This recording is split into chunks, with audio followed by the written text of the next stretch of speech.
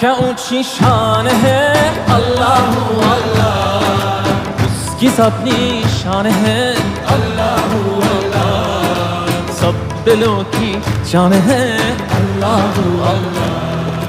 हस्बी रब्बी जल्लल्लाह अल्लाह अल्लाह, मा फी क़ल्बी गैरुल्लाह अल्लाह अल्लाह, नूर मुहम्मद सल्लल्लाह